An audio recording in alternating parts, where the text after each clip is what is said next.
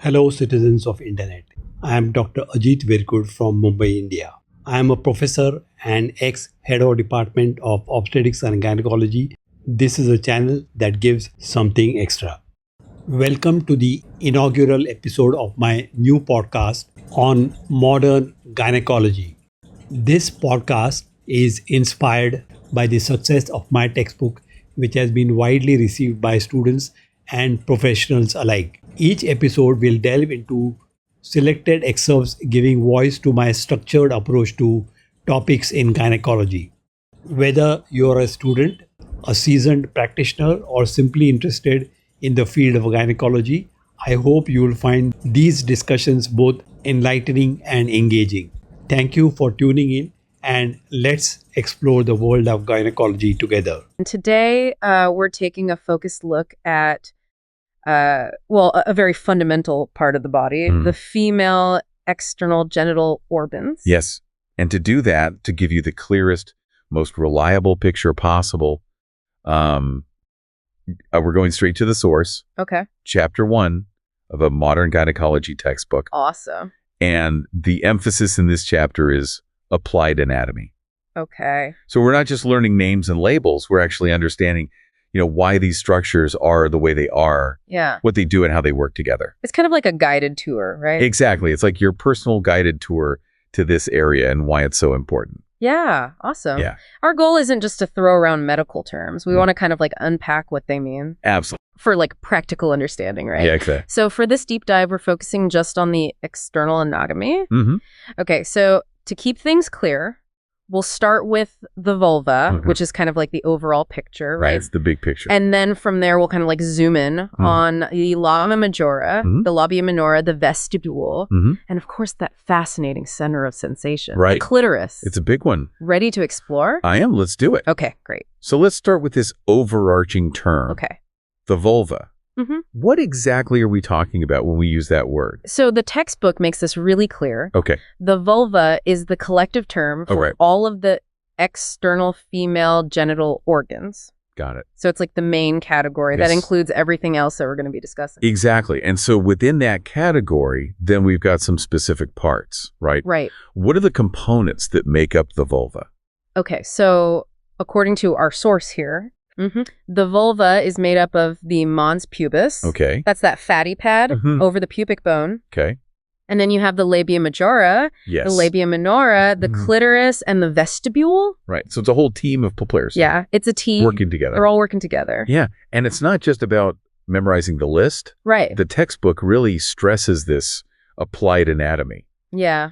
What does that mean for our understanding? So it's kind of like going deeper than just the names. Right. Right. It's understanding, why are these structures there? Why are they the way they are? They're not just random, right? Exactly. They all have essential roles. Right. So the vulva's job includes protecting the internal reproductive organs. Makes sense. Which makes perfect sense when you think about it. It's like right on the surface, right? It's the front line. Yeah. And it also plays a key role in urination. Okay. Sexual function and reproduction. Wow. That's a lot of responsibility. It is a lot of responsibility. And this is really important for healthcare professionals. Also, absolutely. This is fundamental. Right. This knowledge is fundamental. Yeah. The textbook really emphasizes that a solid grasp of vulvar anatomy is like fundamental for diagnosis and treatment of a whole wide range of gynecological conditions. Right. And of course, for surgical procedures too. Obviously. They have to know the territory. Right. Yeah. Absolutely. So let's think about one of those fundamental roles you mentioned. Okay. Protection. Oh, yeah. Protection against the outside world. That's a huge one. Let's go on there. So the labia, both the majora on the outside and the minora on the inside are really important for shielding those like delicate openings of the urinary tract and the vagina. So they're really guarding those openings. Yeah, they're guarding. And plus, and this is something that people might find really interesting. Okay. They help maintain the right pH balance. Oh, wow. On the vulva. Interesting. Which is vital for preventing infections. So it's like a natural security system. It's a natural security system. Keep everything in balance. Yeah. Yeah, that's so cool. Yeah. So, okay, let's zoom in on the labia majora. Okay. What are the key things to know about those? Okay, so think of these as like the more prominent outer folds of skin. Okay. Okay, so the textbook describes them as forming like the outer lengthwise borders of the vulval cleft. Okay. So these are kind of like the first things you would notice externally. Right. And they've got quite a bit to cover? They do. They're not just outer flaps. No, not at all. No, they act as like protective outer layers covering the more delicate labia minora underneath. Right. As well as the clitoris, the vulva vestibule, which we'll get to in a minute. Right. And even some important glands like the vestibular bulbs, Bartholin's glands, and Skene glands. Wow, so many glands. There's a lot going on in there. Yeah. And they also surround the openings for the urethra and the vagina. They're guarding a pretty important area. Yeah, they are. Yeah. So what are they made of? Yeah, what's their composition? Okay. What kind of tissue are you dealing with here? So they're made up of skin that has hair follicles. Okay. Similar to the skin on the mons pubis. Okay. And underneath that skin, there's adipose tissue. So a little bit of fatty cushioning. Right. So some padding. Yeah. Interesting. Yeah. And this is interesting. The round ligaments of the uterus and something called the obliterated processus vaginalis actually end within the labia majora. Okay. So we've got some connections there. Yeah, there's some connections. Yeah. So kind of thinking back to embryology, where do the labia majora originate? Yeah, how do they develop in the embryo? Embryologically, they develop from what are known as labioscrotal swellings. Labioscrotal swellings. Yeah. Interesting. So it's quite remarkable to think that these seemingly different structures in males and females arise from the same initial tissues. It really is. It's fascinating. Yeah. So if you were to look at this area visually, what will we typically see between the labia majora? So if you gently separate the labia majora, you would then see the labia minora nestled inside, as well as the vestibule and the visible tip of the clitoris, which is called the glans.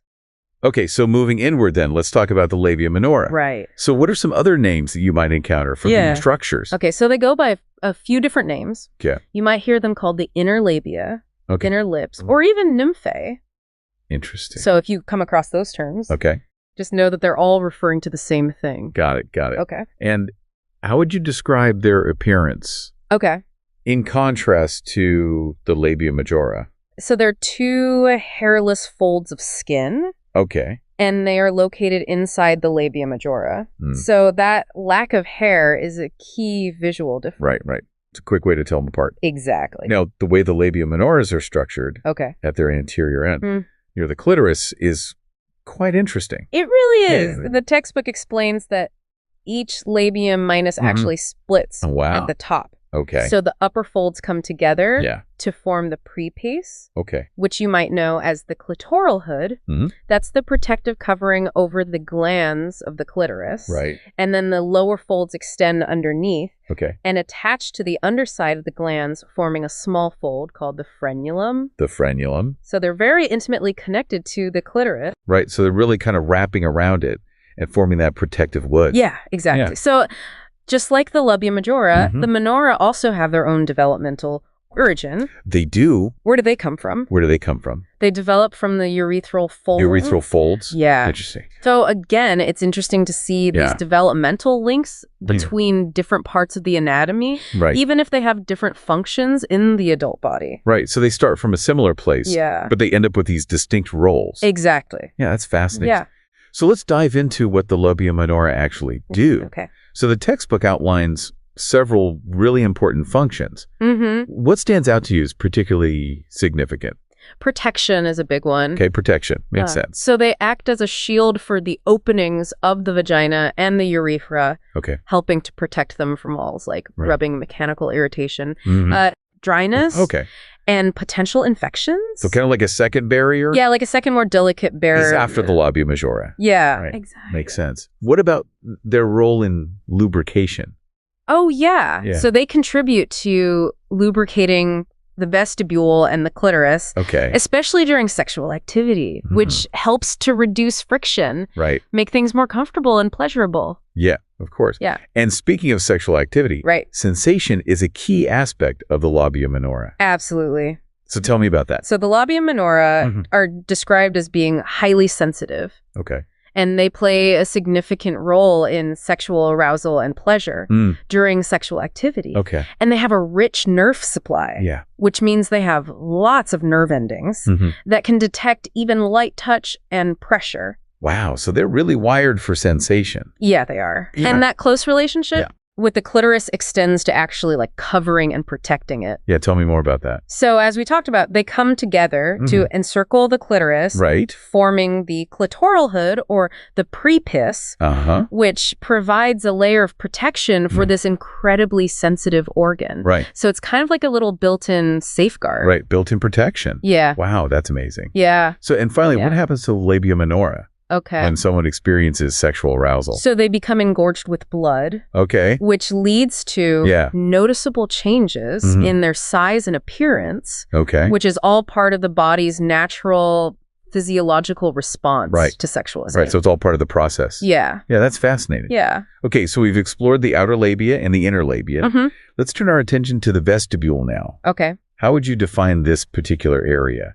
So the vestibule is described as the area that's located between the labia minora, and it surrounds the opening of the vagina. Okay. So you can think of it as like the entryway to the internal reproductive tract. It's the gateway. Yeah, it's the gateway. And so within this vestibule, we've got several important glands. We do, yeah. So the textbook mentions the opening of the major vestibular gland. Okay. This is also commonly known as Bartholin's gland. Right, Bartholin's gland. And its duct opening is typically found on the posterior lateral aspect of the vestibule. Okay. Usually about 3 to 4 millimeters just outside the hymenal ring. 3 to 4 millimeters. Yeah.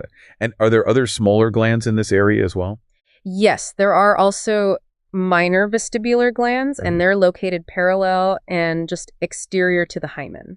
Okay, so a lot of glandular activity going on in this area. There is. Yeah. And of course, the opening of the urethra is also located within the vestibule. That's correct. Right. The urethra slightly protrudes through the skin of the vestibule, and it's positioned anteriorly. Okay. So that means in front of the vaginal opening. Okay, in front of it. Yeah. Got it. So the textbook makes an interesting point about the type of tissue that lines the vestibule compared to the general vulvar skin. Okay. So what's the difference there? Yeah, that's a really important point to note. Okay. So the skin of the general vulva is described as keratinized. Keratinized. Yeah. That's that tougher outermost layer, like the skin on the palm of your hand. Got it. And it contains hair follicles and apocrine glands. Okay. But the lining of the vestibule is different. Okay. How so? It's non-keratinized. Non-keratinized. Which means it's softer and moist. And they actually compare it to the buccal mucosa, which is the lining of your mouth. Interesting. So very different from that outer skin. Yeah. And it lacks the hair follicles and apocrine glands. Okay. So it's a much smoother surface. Yes. Yeah. And that must reflect the different functions? I think so. Right. The moist, non-keratinized epithelium of the vestibule is probably better suited for that environment. Right. Makes sense. Around the vagina and urethra. Yeah. Yeah. What about the nerve supply to the vestibule? Okay. Is it a sensitive area? It's described as highly innervated. Okay. Which makes sense, given its role in sexual sensation and its proximity to all these other sensitive structures. Yeah, it's right in the middle of everything. It is. And the textbook specifies that it extends from the hymenal ring up to Hart's line. Hart's line. Yeah. So to be super clear, anatomically, where exactly does the vagina itself begin? So the vagina officially begins at the hymenal ring. Okay. And then extends proximally. Proximally. So further up into the body towards the cervix and uterus.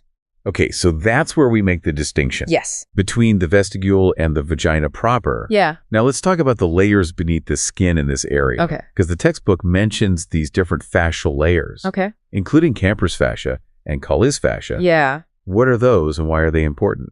Okay, so underneath the skin and the superficial fat, there's a layer of subcutaneous tissues. Okay. And within this, we have two main fascial layers to consider. So the more superficial layer, which is primarily composed of fatty tissue, is called Camper's fascia. Camper's fascia, okay. Yeah. And then deeper to that, we find Colles fascia. That's right. So deeper down, there's another layer called Colles fascia. And the textbook actually points out that it's not always a distinct single sheet as some people might depict it, but rather a condensation of fibrous connective tissue. Okay, interesting. Yeah, and importantly, it attaches laterally to the ischiopubicromi. Those are parts of the pelvic bones. Right. And it fuses posteriorly with the urogenital diaphragm. Okay. Which is a muscular structure in the pelvic floor. So it's got these really important attachments. It does. And those attachments must have implications clinically, right? They do because of these fibrous connections. Colles fascia can actually help to limit the spread of hematomas. Those are collections of blood outside of blood vessels or infections that might occur in this area. So it's got containing things? It's containing things, yeah. And this is a key difference from Camper's fascia. Which doesn't have these specific attachments. Got it. Yeah, and there's another significant difference regarding its attachment at the front of the body. Okay, what's that? So Colles fascia doesn't attach to the pubic bones anteriorly. So this means if there's like a collection of fluid, like blood or pus, in the space deep to Colles fascia, it can potentially track upward and extend into the abdominal wall. Oh, wow. So it can actually move up. From the pelvic area into the abdomen. That's really important for diagnosis. It is. Right. Yeah. And treatment? Absolutely. Okay, let's move on to what is often considered like a truly remarkable part of female anatomy. The clitoris. The textbook starts off with a very unique aspect of this organ. What do they say? So they say that the clitoris is the only organ in the entire human body whose primary and sole function is the provision of pleasure. That is a powerful statement. It's a very powerful statement. Yeah. And even the name itself has an interesting root. Tell me about it. So the word clitoris comes from the ancient Greek word clitoris. Which means little hill or small mound. Interesting. And it also mentions a possible connection to the word kleis. Which means key. Oh, wow. So it's like the key to pleasure. Yeah. That's beautiful. It is, yeah. Yeah, so there's also a common misunderstanding about the clitoris. Yeah. That the textbook addresses. What is it? So it's important to clarify that the clitoris is not covered by the vulva. It's actually an integral part of the vulva. It's part of the vulva. Yeah. And another crucial point is that the entire clitoris is considered an external organ. So while some parts like the crura or the roots are not visible externally, they're still classified as an external. They're not internal. Not internal. Got it. Yeah. So it's got both these visible and less visible components. But all residing in the external genitoury region. Exactly. Okay, so what are the structural parts then of the clitoris? So our source breaks it down into three main components. First, there's the glans clitoris, which is the only part that's typically visible external. And it makes up a relatively small portion, like a fifth or less of the entire structure. So it's the tip of the iceberg. It is. In a way. Yeah. But what it lacks in size, it more than makes up for in sensitivity. Because it is incredibly densely packed with free nerve endings. So it's small but mighty. Yes. Yeah. And then the other main components are the crura and the bulbs of the vestibule. Correct. Exactly. So there are two crura which extend downwards from the glands and they run deep into the vulvar tissue on either side. On either side, got it. Yeah. And then the bulbs of the vestibule are located on either side of the vaginal opening. Yes. And the textbook mentions that there is some debate among researchers about whether the vestibular bulbs should be considered part of the clitoris complex. Yeah, so it's interesting that even in well-established fields like anatomy, there can still be nuances, ongoing scientific discussion. Science is always evolving. It is. Yeah, that's fascinating. Where's the clitoris generally located in the pelvic region? So it's situated just beneath the urogenital diagram in front of the pubic symphysis. That's that cartilaginous joint at the front of your pelvis. And in the anterior part of the perineum. So kind of tucked in there. Yeah, it is. Yeah. The roots of the clitoris, the crura attach to the ischiopubic rami. Which are parts of the pelvic bone. And they are covered by the ischiocarbonosus muscle. Ischiocarbonosus muscles. So. And the nerve supply. Yes. To the glands of the clitoris. What makes it so incredibly sensitive? So the primary nerve supply comes from the dorsal nerve of the clitoris. Which is a branch of the deep perineal nerve. And the sheer number of nerve endings in the glands is remarkable. How many are we talking? Our source states there are over 8,000. 8,000? Yeah. Wow. And to put that in perspective, that's more in the entire penis. Wow. And more than anywhere else in the human body. That really underscores its primary purpose. It does. Yeah. And what about its blood supply? So the clitoris receives its arterial blood supply from the dorsal artery of the clitoris, which is a terminal branch of the internal pudendal artery. The internal pudendal artery. Yeah, and then the blood flowing away occurs through the dorsal vein of the clitoris, which drains into the retropubic space. Okay, so complex network of blood vessels there. It is. Yeah. The textbook gives some parameters for determining if there's clitoral enlargement. Okay. Clinically, why is that relevant? So clitoral enlargement or clitomegaly can sometimes be a sign of underlying hormonal imbalances, such as elevated androgens. Okay, so it's something to pay attention to. It is. So the textbook gives us some parameters, like a length greater than 10 millimeters. 10 millimeters. Or a clitoral index, okay, which is calculated by multiplying the length by the width greater than 35 square millimeters. 35 square millimeters. As being outside of the typical range for adult women. Got it. So these measurements are really important for clinicians to consider absolutely. During a physical exam. Right. And it may prompt further investigation. Yeah, it's a sign that something else might be going on. Right. Yeah, so we've taken this really comprehensive journey. We have. Through the female external genital organs. Yeah. Guided by our textbook excerpts.